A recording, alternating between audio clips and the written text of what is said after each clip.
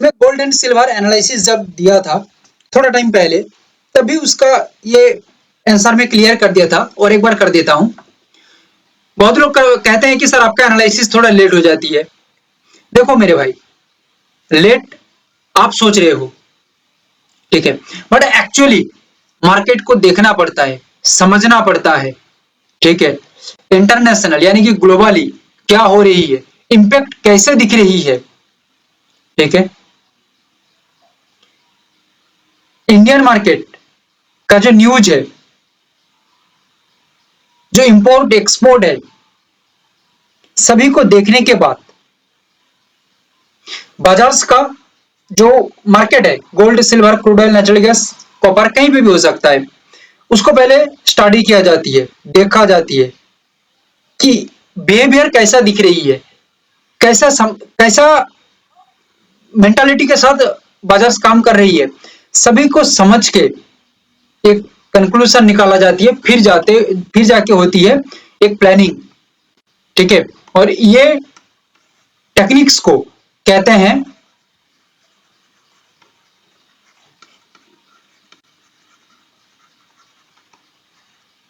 Hedge fund technique या institutions technique. कभी भी जैसे रिटेलर काम करने के लिए मर जाती है, उसको सिर्फ काम करना है, अच्छा हो बुरा हो, कभी भी हेज फंड या इंस्टीट्यूशंस ऐसे काम नहीं करता है। भले एक दो ट्रेड वो नहीं लेगा, बट जब लेगा तब प्रॉपर सोच समझ के रिसर्च करके लेगा, ठीक है। हम भी ऐसे एनालिसिस करते हैं, भले लेट हो कोई दिक्कत नहीं है, मगर एनालिसिस बारीकी से होना चाहिए, निखुंत होनी चाहिए। और ऐसा एनालिसिस हम हर दिन करते हैं, पूरा निखुंत एनालिसिस हम रखते हैं हमारी तरफ से। देखो यहाँ पे तीन लेवल है, कंफ्यूजन नहीं होना चाहिए। 7888 एक ही लेवल है और एक सीक्रेट लेवल है 7925 लगभग, ठीक है। दोनों लेवल का काम क्या है, अल्टीमेटली क्रूड ऑयल का जो व्यू है कहीं ना कहीं डाउन साइड की ओर दिख रही है।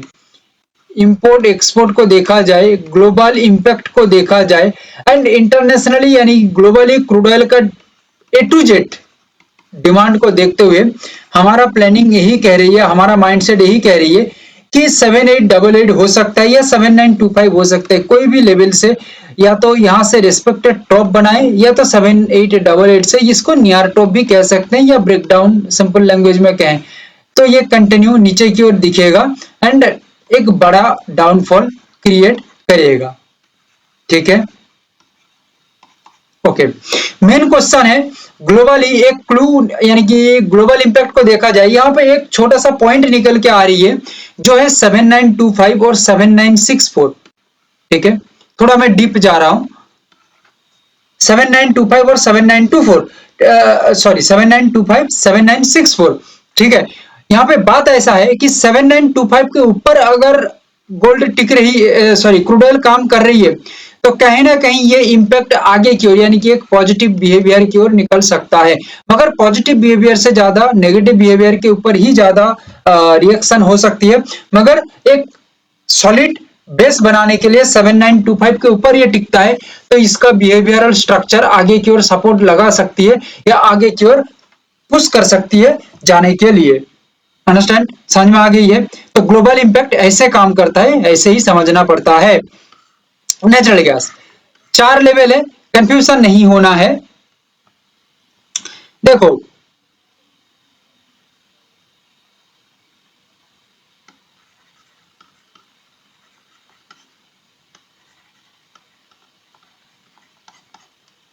टू 265.90 267.10, ठीक है।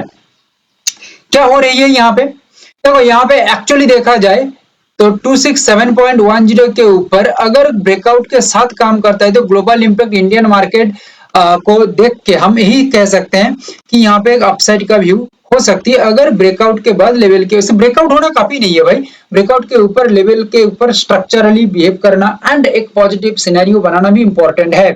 अगर ऐसा यहाँ पे नहीं होते तो ये नीचे गिर के 265.90 तक आएगा, ठीक है।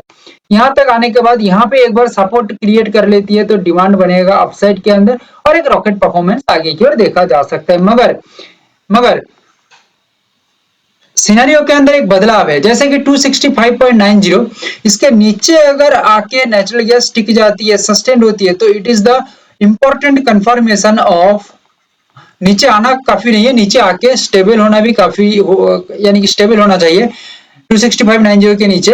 तो ये एक कंफर्मेशन देखा जा सकता है कि ये कहीं ना कहीं एक स्ट्रॉन्ग डाउनफॉल हो सकती है नेचुरल गैस के अंदर। अंडरस्टैंड?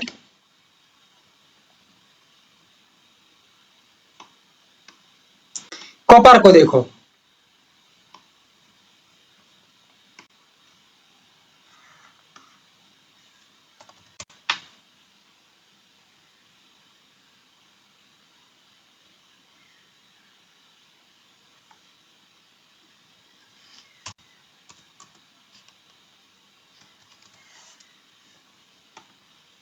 कॉपर को देखो क्या दिख रही है,